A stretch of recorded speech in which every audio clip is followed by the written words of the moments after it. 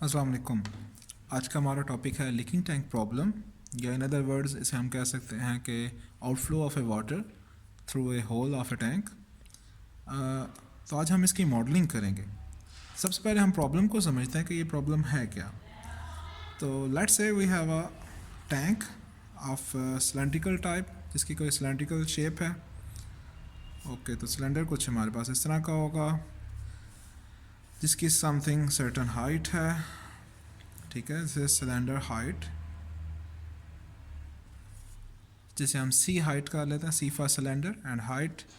और उसके बॉटम में एक अदद होल किया गया है। Let's say it is a circular hole. और शुरू में इनिशियली जो है उसका जो वाटर लेवल था दैट वाज हेयर, जिसे हम नाम दे लेते हैं H naught, height of a water at the time 0। अब क्या होगा कि जब आप टैंक के अंदर होल कर रहे हैं तो सर्टनली क्या होगा कि इसके अंदर से वाटर फ्लो करना शुरू हो जाएगा डाउनवर्ड्स। तो ये जो सर्कुलर होल है इसे हम नाम दे लेते हैं कि जो सर्कुलर होल का एरिया है it is A H, area of a hole. और सिमिलरली जो ये वाटर सरफेस है इसका भी कोई ना कोई एरिया होगा, तो इसको हम नाम दे लेते हैं A W, surface area of a water. अभी जो पानी फ़्लो कर रहा है इसकी भी एक ख़ास वेलोसिटी होगी। ठीक है, क्योंकि जैसे आप कोई भी अगर टैंक वगैरह अगर आपने कभी बोतल के अंदर सुराख किया हो तो ज़्यादातर क्या होता है कि एकदम पानी शुरू में ज़्यादा फ़्लो से बाहर की तरफ आता है, और with the passing of time उसका जो फ़्लो रेट है वो कम होता जाता है। तो इसलिए let V be the velocity of a water flowing through the tank. Okay, these are the initial conditions. और अब हमने क्या फाइंड आउट करना है कि we have to find the height of a water surface at any time T. तो उसको हम नाम दे लेते हैं एच, कि किसी भी टाइम पे हमने एक ऐसा फार्मूला ड्राइव करना है जो कि हमें किसी भी टाइम के ऊपर पानी के जो सरफेस है उसका हाइट बता दे टैंक के अंदर। जैसे कि मैंने कोई एक टाइम टी कर लिया, कोई एक रैंडमली कोई एक सरफेस मेजर किया, जस्ट ये शो करने के लिए एच ऑफ टी। तो अब मैं इसकी चीज़ें लिखता हूँ सबसे पहले कि जो हमारी रिक्वायरमेंट क्या और हमने फाइंड आउट क्या करना है। तो चलिए हम लिखते हैं सबसे पहले कि what is H naught. This is initial height of water surface, H of T height of water level at any time t, AW area लिख लेते हैं बजाय सरफेस एरिया लिखने के, area of a hole, sorry AW जो है AH is the area of a hole और AW को हमने किया वाटर सरफेस। तो AW इज का area of a water surface. अब जो इनिशियल वाटर है ये खास पॉइंट पे भी आपको गिवन हो सकता है, या ये भी आपको गिवन हो सकता है कि भाई टैंक फुल है। तो टैंक फुल का मीनिंग क्या है कि जो इनिशियल आपकी हाइट है वाटर सरफेस की वो किसके बराबर है, जो कि टैंक की हाइट है। तो इसलिए मैंने यहाँ पर थोड़ा सा एक फासले पे लिखा है ताकि ये चीज़ हमें क्लियर हो जाए। जब टैंक फुल होगा तो हम इसे यहाँ तक ले जाएंगे, जब टैंक हाफ है या लेट्स से 3/4 फुल है या what ever the height is, तो हम उसको इसके मुताबिक लेकर चलेंगे। ओके, वी रह गया, तो V is the velocity of a water flowing through a hole. और हमने फाइंड आउट क्या करना, we have to find height. और इसके लिए हमें सबसे पहले डिफरेंशियल इक्वेशन जनरेट करनी पड़ेगी। अब यहाँ पर जो ज़्यादातर जो हमारी डिफरेंशियल इक्वेशंस होती हैं उसके अंदर डेरिवेटिव्स हम डायरेक्टली लिखते हैं, rate of change of a height is directly proportional to, या जैसे पिछले हमने मॉडल किए थे पॉपुलेशन मॉडल, तो rate of change of a population is directly proportional to population. यहाँ पर हमने एक थोड़ा सा डिफरेंट स्टाइल, इस जो टॉपिक है इसके अंदर जो हम डेरिवेशन कर रहे हैं ये थोड़ा सा डिफरेंट स्टाइल है। तो चलते हैं उसकी तरफ कि सबसे पहले हमने इस चीज़ का अंदाज़ा लगाना है कि जो वाटर लेवल इधर कम हो रहा है वो किसके बराबर होगा। जैसे इनिशियली यहाँ पर हमारे पास वाटर सरफेस यहाँ पर थी H0, कुछ टाइम गुजरा, लेट्स से डेल्टा टी, और उसके बाद वाटर सरफेस हमारे पास किधर तक आ गई, इधर तक। तो जो ये पानी सारा निकला है, जो वॉल्यूम है, वो किसके बराबर होगा। Let delta V the volume which is equal to, there is a change of height in the time delta T, तो इसे हम लिख लेते हैं delta H which is the change in height. इस लेवल से लेकर H0 से HT पे आया है तो it is delta H. Okay, change in height multiply by this surface area, क्योंकि जितना, अगर आप ये वाला पैच देखें, चलो मैं इधर अलग से ड्रॉ कर लेता हूँ, तो ये एक सिलेंडर का ही पैच है, और अगर हमने वॉल्यूम फाइंड आउट करना होगा तो हम क्या करेंगे, height multiply by this surface area which is a of W, जो ऊपर है वही पूरे सिलेंडर में सेम ही रहता है। तो इसलिए यहाँ पर जो चेंज इन वॉल्यूम आया वो किसके बराबर है, डेल्टा एच मल्टीप्लाई बाय, उप्स थोड़ा सा मैं इधर कर लेता हूँ, मल्टीप्लाई बाय ए डब्ल्यू। तो delta H multiply by A W, ये हमें सारे का सारा इसका वॉल्यूम दे देगा, जो पानी जो है जिसमें कमी आई है। ओके, सिमिलरली जो पानी यहाँ पर कमी आई है वो सारे का सारा गया कहाँ पर है, वो सारे का सारा इधर से फ्लो आउट हुआ है, वो सारे का सारा इधर होल से पानी जो है बाहर की तरफ फ्लो कर गया। तो लेट, अब ये जो वाटर यहाँ पर निकल रहा है इसको हम नाम दे लेते हैं उसी टाइम के दौरान कि let delta V star be the volume of the water flowing out from the hole at the time delta T. तो ये किसके बराबर हो जाएगा, ये भी similarly area of a hole multiply by the velocity. तो यहाँ पर ये किसके बराबर आ रहा है, area of a hole multiply by velocity of the water, ये चीज़ के बराबर। जितनी ज़्यादा वेलोसिटी होगी उतना ज़्यादा पानी जाएगा, जितना ज़्यादा एरिया ऑफ ए होल होगा उतना ज़्यादा पानी का फ्लो रेट ज़्यादा होगा। तो ये यहाँ पर इसके बराबर आ जाएगा और इसको हम मेजर कर सकते हैं। अब जितना वॉल्यूम यहाँ से एग्ज़िट हुआ है या यहाँ पर कम हुआ है उतना ही वॉल्यूम यहाँ से एग्ज़िट हुआ है, तो मतलब ये दोनों चीज़ें जो है ये बराबर होनी चाहिए। ओके, उससे पहले यहाँ पर एक और चीज़ भी आती है कि जो ये वॉल्यूम है, ये जो एग्ज़िट हो रहा है यहाँ पर, ये एरिया ऑफ ए होल पे भी डिपेंड कर रहा है, ये वेलोसिटी पे भी डिपेंड कर रहा है, और ये उस डेल्टा टी टाइम पे भी डिपेंड कर रहा है। जितना टाइम ज़्यादा होगा उतना वॉल्यूम जो flow rate of a water है वो ज़्यादा होगा, इसलिए यहाँ पर 60 डेल्टा टी भी आता है, ये बाहर की तरफ फ्लो। जितना ज़्यादा टाइम के लिए आप करेंगे उतना ज़्यादा वॉल्यूम हमारे पास एग्ज़िट होगा। और सिमिलरली यहाँ पर हम एक कन्वेंशनल साइन भी यूज़ कर सकते हैं, चूँकि यहाँ पर वाटर डिक्रीज़ हो रहा है, देख पहले यहाँ पर वाटर लेवल था फिर यहाँ पर आ गया, तो यहाँ पर एक साथ हम नेगेटिव भी लगा लें, जो कि इस चीज़ को शो कर रहा है कि it is a decrease in volume. यहाँ पर तो फ्लो आउट हो रहा है, यहाँ पर टैंक के अंदर जो है वॉल्यूम डिक्रीज़ हो रहा है। तो अभी तक हमने क्या किया कि हमने सिर्फ एक हम कंडीशन की तरफ गए हैं कि सबसे पहले जो इनिशियल फेज़ हमने देखा कि with the passage of time tank के अंदर जो है वो हमारे पास वॉल्यूम डिक्रीज़ होगा और टैंक के बाहर हमारे पास फ्लो आउट होगा वाटर का, और ये दोनों बराबर होने चाहिए। हमने इन दोनों के जो कंपोनेंट्स हैं वो लिख लिए कि टैंक के अंदर जो पानी का वॉल्यूम है वो किस पे डिपेंड कर रहा है, हाइट पे, और जो सरफेस एरिया उसके बराबर। वो हमने एग्जांपल इधर कर ली। ये जो पीस ऑफ केक है सिलेंड्रिकल टाइप का क्रॉस सेक्शन का, उसका हमने फार्मूला लिख लिया, area of a surface multiply by height, और नेगेटिव साइन हमने इसलिए लगाया कि ये इसमें अंदर हमारे पास डिक्रीज़ आ रहा है। सिमिलरली जो वाटर टैंक के बाहर सीन हो रहा है, जो पानी फ्लो आउट हो रहा है, वो किसके बराबर होगा, वो डिपेंड करेगा एरिया ऑफ ए होल पे, वो डिपेंड करेगा वेलोसिटी ऑफ ए वाटर, और वो डिपेंड करेगा कि कितने टाइम के लिए डेल्टा टी, कितने टाइम के लिए पानी जो है वो एग्ज़िट हो रहा है। ये सारी चीज़ें हमने लिख दी।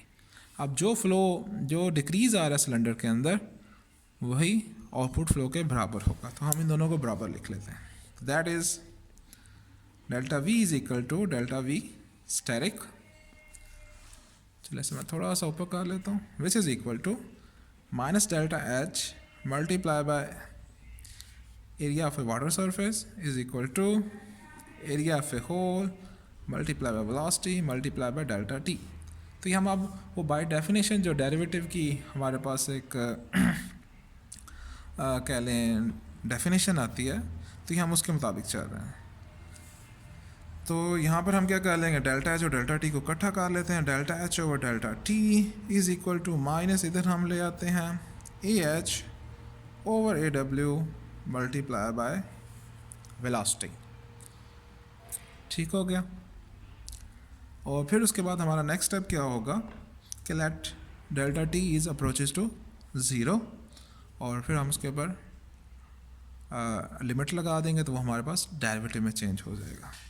तो applying limit on both sides, कि लिमिट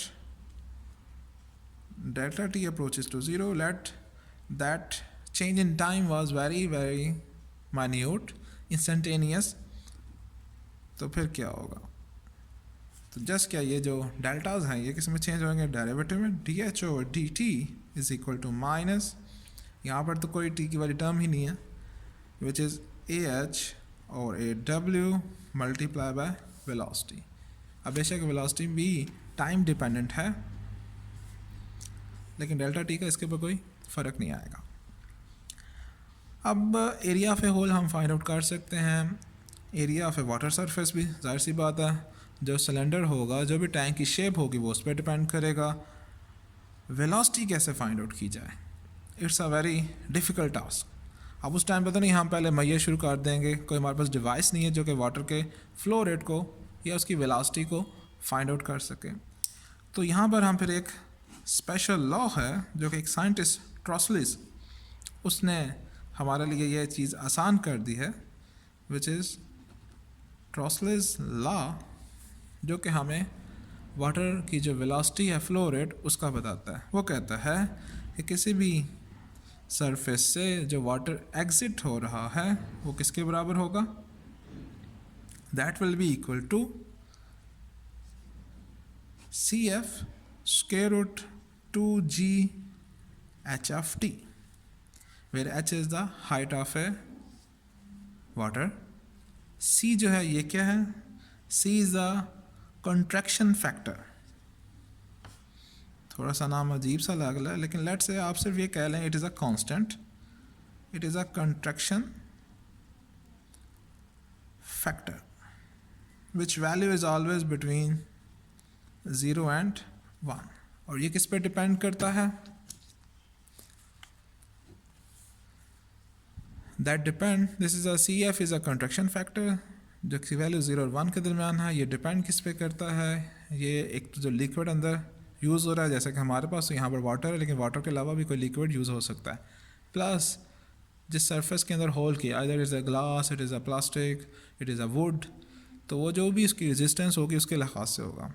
हमारे लिए ये हमेशा उन्होंने हमारे पास वैल्यूज़ गिवन दे दी हैं कि प्लास्टिक के लिए ये है, शीशे के लिए दिस वैल्यू है, और अगर आप कोई वुडन सरफेस यूज़ कर रहे हैं तो उसके लिए ये वैल्यू है। तो ये हमेशा गिवन होगी, तो आपने इसकी फ़िक्र नहीं करनी। 2gh, G is the gravitational constant, H जो है वो हाइट है, जो कि हम साथ इधर फाइंड आउट कर रहे हैं। तो अब हमारे पास जो डिफरेंशियल इक्वेशन है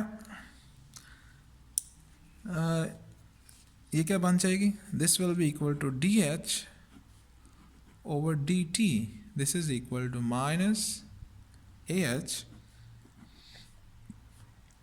over AW multiply by contraction factor square root 2g HFT। And चूँकि हर डिफरेंशियल इक्वेशन के साथ लाइक दिस, थोड़ा सा आई थिंक कैमरा को सेट करना पड़ेगा लाइक दिस, ओके। तो ये डिफरेंशियल इक्वेशन जो है ये हमें गवर्न कर रही है rate of change of height को, जो कि वाटर टैंक के अंदर है। अब डिफरेंशियल इक्वेशन को सॉल्व करने के लिए हमेशा एक इनिशियल कंडीशन, जैसे the first order differential equation, तो एक ही हमारे पास इनिशियल कंडीशन होनी चाहिए, which is H T is equal to 0, that is equal to H naught. अब नेक्स्ट स्टेप क्या आएगा इसको सॉल्व करने का। तो यहाँ पर ये हमारे पास डिफरेंशियल इक्वेशन निकल आई है। जब डिफरेंशियल इक्वेशन निकल आए तो फिर आप लोग जो है उसको सॉल्व करने में एक्सपर्ट हैं, लेकिन मैं भी इसको सॉल्व करूँगा ताकि आपको एक दफ़ा सोल्यूशन का पता चल जाए। ओके, तो डिफरेंशियल इक्वेशन हमने फाइंड आउट कर ली. Now we have to solve it. तो मैं यहाँ पर इसका जनरल सोल्यूशन लिखता हूँ. This is our differential equation and this is our initial condition at t is equal to 0. तो सबसे पहले क्या करना है कि this is H F T, तो हम यहाँ पर एच एफ टी को इधर ले आते हैं. तो D H over square root of H, this is equal to minus A H over A W C F square root 2 of G and D T. अब यहाँ पर जितनी भी वैल्यूज़ लिखी हैं, A H it is a constant, A W it is a constant क्योंकि area of a hole fix है, area of a water surface it is also fix क्योंकि वो एक सिलेंड्रिकल शेप थी सिलेंडर की, कोई वेरिएशनल चेंज नहीं थी. C F is a contraction factor जो कि स्पेसिफिक जो हमारे पास मटेरियल है उसके लिए फ़िक्स होगा. G is a gravitational constant जो कि हमेशा फिक्स होता है. तो now taking integration on both sides we will get 2 square root of h is equal to minus ah over aw cf square root 2g into t plus c. So we have to find c, लेकिन उससे पहले बजाय कि आप constant find out करें, बेहतर ये होता है कि सबसे पहले आप h की शेप बना लें. चूँकि यहाँ पर स्क्वायर रूट की फॉर्म है, हमें तो h ऑफ t चाहिए. तो वी विल राइट, बल्कि यहाँ पर dividing both side with 2 we will get minus 1 over 2. चलें, ये हमने कर लिया डिवाइडिंग बोथ साइड्स. तो स्क्वायर रूट ऑफ h जो है ये किसके बराबर आ जाएगा? This will be equal to minus 1 over 2 a of h over a of w C F square root 2g t plus, और चूँकि 2 यहाँ पर भी डिवाइड होना, चूँकि ये एडिशन के बाद की टर्म है, या तो आप ब्रैकेट लगा लें, और अगर ब्रैकेट नहीं लगाई जैसे मैंने नहीं लगाई तो यहाँ पर फिर आप सी के नीचे 2 कर लेते हैं. तो लेट्स से ये हमारे पास C1 बन गया, where C1 is equal to constant. चूँकि कांस्टेंट को चाहे मल्टीप्लाई करें डिवाइड करें अगेन एक नया कांस्टेंट बन जाएगा. अब यहाँ पर तो है स्क्वायर रूट ऑफ h, हमें चाहिए h. तो h क्या होगा? h will be equal to whole का स्क्वायर, तो minus A H over 2aw C F square root 2g t plus C1 whole square. अब बेशक ये स्क्वायर रूट 2 को सिंप्लीफाई भी कर सकते हैं, आपकी मर्ज़ी. अगर वैसे रखना चाहते हैं तो फिर भी ठीक है, फ़ाइन. चलें हम इसको सिंप्लीफाई कर देते हैं. तो ये यहाँ पर कटिंग हो जाएगी, स्क्वायर रूट 2 के साथ फिनिश हो जाएगा. बल्कि आपकी आसानी के लिए चलें मैं ये इस तरह लिख देता हूँ, तो अब ये आपको समझना इजी हो जाएगा. Okay, now our next thing is find the value of C1. तो उसके लिए हम कंडीशन पुट करेंगे. This is h of t, तो h of t is equal to 0. This is equal to, ये जो होल पार्ट है ये t की वजह से 0 हो जाएगा, और हमारे पास क्या बच जाएगा? C1 square, and this is equal to h naught and C1 square. This implies C1 is equal to square root of h naught. तो हमारे पास जो अब जनरल सॉल्यूशन आया है, which is the height of a water level in a tank at any time t, it is equal to minus ah over square root 2 multiply by A of W. मैं ज़रा separate लिख रहा हूँ, क्योंकि अक्सर क्या होता है वो ए को भी स्क्वायर रूट में शामिल कर लेते हैं, जो कि गलती है. तो इसलिए हमेशा कोशिश करें कि थोड़ा सा सेपरेट लिख लें. It's fine. C F G पे स्क्वायर रूट रहेगा, तो square root of G T plus square root of H naught whole square. So this is your final answer. उम्मीद है आपको इसकी समझ आ गई होगी. अगर स्टिल आपको इसमें कहीं पर भी थोड़ा बहुत परेशानी हुई है या नहीं समझ आई तो आप नीचे कमेंट में इसको लिखते हैं अपने क्वेश्चन को. इंशाल्लाह आपको जल्द से जल्द रिप्लाई कर दिया जाएगा. नेक्स्ट हमारा टास्क क्या है? नेक्स्ट हमारा टास्क है इससे रिलेटेड क्वेश्चंस किए जाएं, चूँकि ज़रूरी तो नहीं कि हर दफ़ा टैंक सिलेंड्रिकल ही हो. It has many shape. बाज़ हमने देखा हुआ है कि जिस तरह बड़ी बड़ी जो सोसाइटीज़ के अंदर टैंक्स होते हैं, इट्स लाइक दिस शेप.